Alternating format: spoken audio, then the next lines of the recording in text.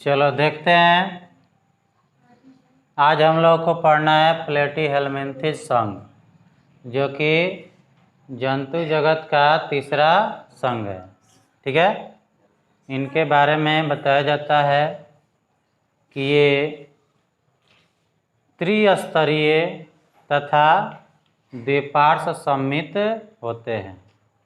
अब त्रिस्तरीय का मतलब और द्विस्तरीय का मतलब क्या होता है उसको पहले समझ लेते हैं।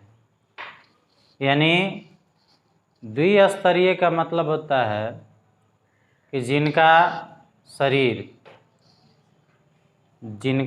शरीर दो जनन स्तरों में विभक्त होता है। दो जनन स्तरों में विभक्त होता है। और वो जनन स्तर कौन कौन है जी?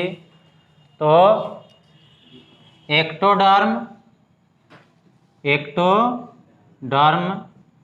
और एंडोडर्म, ये दो जनन स्तर होता है। उसको कहते हैं द्विस्तरीय। क्या कहते हैं? द्विस्तरीय। ठीक है, यानी डिप्लोब्लास्टिक। एक होता है ट्रिप्लोब्लास्टिक।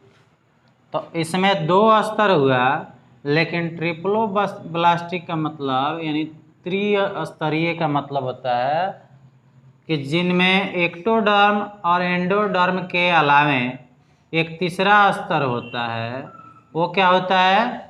मीसोडर्म। क्या होता है? मीसोडर्म।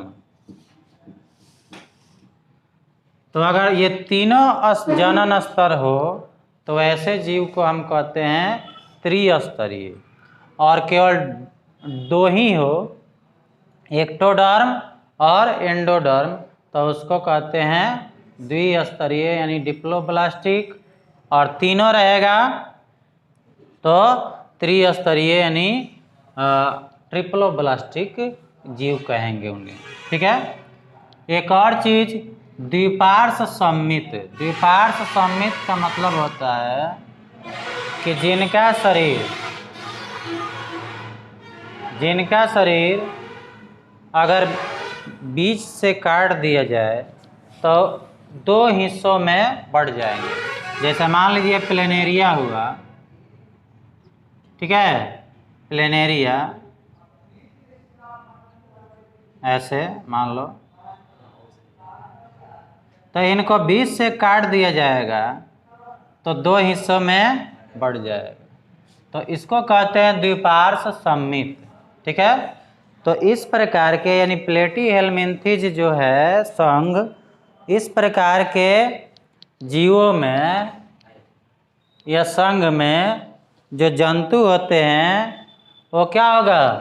त्रिस्तरीय एवं द्विपार्श्व सममित होते हैं। बात को समझ गए? यानी तीन स्तरों में इनका जनन होता है। यानी जनन स्तर तीन तरह का होता है, और अगर इन्हें बीच से काटा जाए तो दो हिस्सों में बढ़ जाते हैं। तो इस तरह से ये त्रिस्तरीय और द्विपार्श्व सममित होते हैं। क्लियर हो गया? यानी पूछ देगा क्वेश्चन कि प्लेटीहेल्मिन्थिस संघ के जो जंतु है वो किस स्तर के होते हैं? तो त्रिस्तरीय होंगे। और किस प्रकार से ये सममित होते हैं? तो द्विपार्श्व सममित होते हैं, यानी इनको दो हिस्सों में काट के बराबर किया जा सकता है। ये परजीवी होते हैं, याद रखना। परजीवी का मतलब जो दूसरे जीवों पर निर्भर होते हैं। ठीक है, यानी परपोषी होते हैं। परपोषी का मतलब क्या होता है? जो दूसरे पर आधारित होते हैं। और परपोषी में ही अलग अलग भाग होता है, परजीवी, मृतजीवी, प्राणी संपोषी। तो इसमें ये परजीवी होते हैं। परजीवी का मतलब होता है जो जीवित प्राणियों पर ही रहकर निर्भर करें या अपना भोजन जो है तैयार करें, या जो भी इनकी आवश्यकताओं की पूर्ति हो वो दूसरे जीव से हो, लेकिन जीवित जीव से हो। जैसे आपके माथे का जू होता है, तो हम लोग तो जीवित रहते हैं ना, तो उसमें वो जू का मतलब जिसको हम लोग ढील कहते हैं, तो वो क्या करता है? खून पीता है ना जीवित जीवों से। खटमल हुआ, उड़ीस जिसको कहा जाता है, तो ये सब क्या हुआ? परजीवी होते हैं, जो जीवित प्राणियों पर रहकर अपना भोजन ग्रहण करते हैं। तो उसी तरह से प्लेटीहेलमिन्थिज संघ के जो जीव हैं या जंतु है जिसको कह सकते हैं, वो क्या होंगे? परजीवी होंगे। लेकिन बहुत सारे जगहों पे अपवाद मिलता है। अपवाद का मतलब जो बिल्कुल निगेटिव हो, माने उल्टा हो। तो ये प्लेनेरिया जो है, ये प्लेनेरिया का फिगर है। ये प्लेनेरिया ये स्वतंत्र जीवी होता है, ये परजीवी नहीं होता है। पूछा जा सकता है कि प्लेनेरिया क्या है? तो परजीवी, स्वतंत्र जीवी, मृत जीवी क्या होगा? तो स्वतंत्र जीवी होगा। क्या होगा? स्वतंत्र जीवी। यही एक जंतु है प्लेटीहेलमिन्थिज संघ में जो क्या होता है? स्वतंत्र जीवी होता है। क्या होता है जी? स्वतंत्र जीवी। प्लेनेरिया याद रख लेना। प्लेनेरिया प्लेटीहेलमिन्थिज का वह जीव है जो क्या है? स्वतंत्र जीवी है। क्या है? स्वतंत्र जीवी है, यानी यह किसी परजीवी के रूप में नहीं रहता। आगे कह रहा है कि इनके शरीर में देह गुहा नहीं पाया जाता है, यानी ये देह गुहा रहित होते हैं, इनमें देह गुहा नहीं पाया जाता है। पूछ देगा कि क्या प्लेटीहेलमिन्थिज संघ के जीव के शरीर में देह गुहा होता है? तो क्या कहोगे? नहीं। क्या कहोगे? नहीं, देह गुहा नहीं पाया जाता है। अब रही बात आहार नाल। आहार नाल का मतलब क्या होता है जी? तो जिससे हम लोग आहार को ग्रहण करते हैं और फिर उसका निष्कासन करते हैं। जैसे मनुष्य में है तो एक ओर से हम लोग भोजन करते हैं और एक ओर से क्या करते हैं? निष्कासन करते हैं। लेकिन इनमें क्या होता है कि इनका आहार नाल केवल कहाँ पाया जाता है? मुंह द्वारा बाहर खुलता है, केवल मुंह द्वारा बाहर खुलता है। ठीक है। फीता कृमि में आहार नाल, अब फीता कृमि भी इसी संघ के हैं, तो इनमें अपवाद आ गया कि फीता कृमि में आहार नाल पाया जाएगा? तो नहीं पाया जाता है। फीता कृमि में आहार नाल नहीं पाया जाता है, यानी अनुपस्थित रहता है। फीता कृमि में आहार नाल अनुपस्थित रहता है। ठीक है जी। इनकी जो है श्वसनांग, कंकाल तंत्र, रुधिर परिवहन तंत्र विकसित नहीं होते हैं। विकसित का मतलब क्या होता है? जो एक बार बन गया तो बढ़ा नहीं, एक बार जो बन गया वो बढ़ा नहीं, तो ये विकसित नहीं होते हैं, यानी जैसे है बने वैसे ही रह जाएंगे। श्वसनांग का मतलब श्वसन की क्रिया के लिए जो अंग होता है उसको श्वसनांग कहते हैं। कंकाल तंत्र यानी बॉडी का जो है फ्रेमवर्क, यानी शरीर का जो स्ट्रक्चर होता है, फ्रेमिंग किया रहता है, जिस पर शरीर डिपेंड करता है, उसी को कंकाल तंत्र कहते हैं। और रुधिर परिवहन तंत्र यानी रक्त परिवहन तंत्र, जिससे होकर रक्त क्या होता है?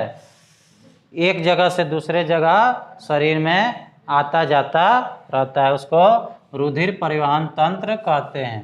तो ये विकसित नहीं होते हैं, यानी बढ़ते नहीं हैं, ये बढ़ते नहीं हैं। ठीक है। कौन कौन बढ़ते नहीं है जी? श्वसनांग, ठीक है, यानी जिससे श्वसन क्रिया होती है। कंकाल तंत्र, रुधिर परिवहन तंत्र, ये बढ़ते नहीं हैं, विकसित नहीं होते हैं। उदाहरण पूछ देगा कि बताइए प्लेटीहेलमिन्थिज संघ के जंतुओं का उदाहरण बताइए। तो उदाहरण याद जरूर कर लो। ठीक है। नहीं याद करोगे तो इससे अगर क्वेश्चन पूछ देगा छूट जाएगा। तो प्लेनेरिया होता है, यकृत प्रणाभ होता है, या इसी को फैसियोला बोला जाता है इंग्लिश में। टीनिया है, सिस्टोसोमा है, ये सब प्लेटीहेलमिन्थिस संघ के एग्जाम्पल है।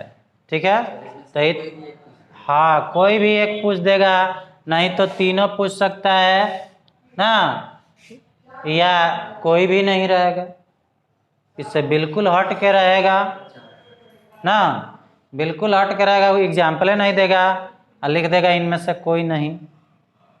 तो जब याद रहेगा तबे ना तुम लोग ऑप्शन को मारोगे। इसलिए ये ऑब्जेक्टिव के लिए यानी वस्तुनिष्ठ प्रश्न के लिए एग्जाम्पल जितना हो उतना याद करना चाहिए। ठीक है, एग्जाम्पल के लिए। ठीक है जी, एक बार और रिपीट करा दे रहे हैं। तो प्लेटीहेलमिन्थिस संघ के जंतु क्या होते हैं? त्रिस्तरीय होते हैं एवं द्विपार्श्व सममित होते हैं। ये जंतु परजीवी होते हैं, लेकिन जो प्लेनेरिया होता है वो स्वतंत्र जीवी है। उसके बाद इनका आहार नाल केवल मुख के द्वारा बाहर खुलता है, और फीता कृमि जो होता है यानी टेप वर्म, वह आहार नाल उसमें नहीं पाया जाता है। इनमें श्वसनांग, कंकाल तंत्र, रुधिर परिवहन तंत्र विकसित नहीं होते हैं, यानी बढ़ते नहीं हैं। ये उभयलिंगी होते हैं। उभयलिंगी का मतलब क्या होता है जी? तो जिसमें नर जननांग और मादा जननांग, ठीक है, यानी जिसमें नर जननांग और मादा जननांग एक ही में हो उसको कहते हैं उभयलिंगी। क्या कहते हैं? उभयलिंगी। क्या कहते हैं जी? उभयलिंगी। इनके उदाहरण क्या है? प्लेनेरिया, यकृत प्रणाभ या फैसियोला, टीनियस, सिस्टोसोमा। इसके अलावा भी हो सकते हैं, लेकिन इतना जरूर याद कर लीजिएगा।